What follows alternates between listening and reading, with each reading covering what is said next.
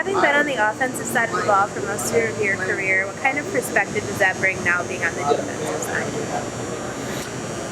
Well, I mean, right now, you know, I really haven't spent a ton of time talking about like the other side of the ball. You know, really we're in the kind of the initial stages of installing the defense, and we've got a lot of young players out right now.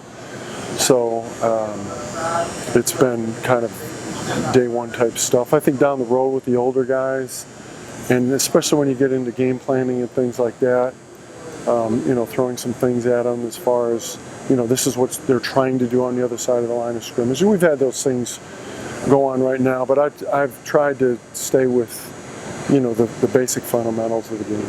How has that transition been going so far?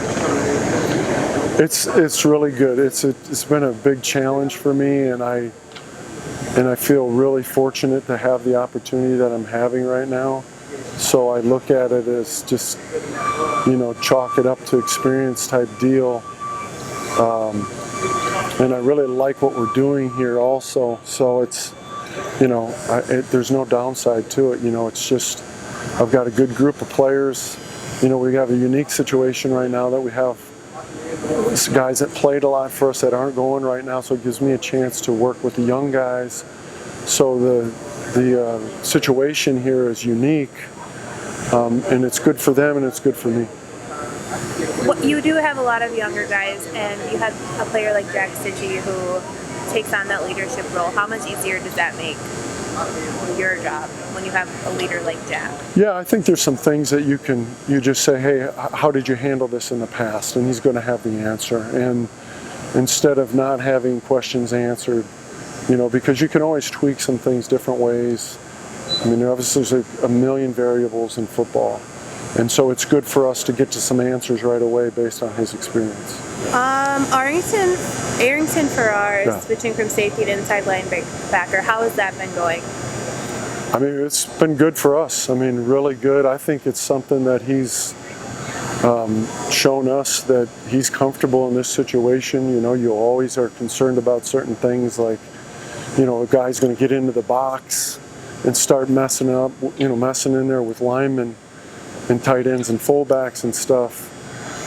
If that was going to be something where you would, you know, is this guy going to be able to step in the ring, so to speak? And he's, you know, number one, he showed me that, you know, that he'll throw it in there, and he has got contact courage and things like that. So with that being answered, now it's, you know, getting the scheme taught to him to a level of comfortability and second nature type reaction things, and that's what we're working on right now. So is that comfortability what inspired him to move over, or was it something else? No, I think it's just, you know, where I think the best thing you can do as a football program is to find where you think the player is going to fit the best for them, because at the end of the day, the guys want to play the game, you know. So, you know, we saw an opportunity for him to maybe come in here and provide us, you know, give him a spark and give us a spark at that position, and he's done that. And finally, who is someone that's really stood out to you from a coach's perspective this spring? I think Mike Mascalunas has done a good job, you know, his story and stuff like that. You know, really has a good mentality and approach to the game. He's got good footwork and stuff like that. So, you know, he's a guy that stood out, and I think Arrington's done a good job. I think those guys have earned where they're at right now. You know, now whether that they can maintain those things, that's always going to be the challenge.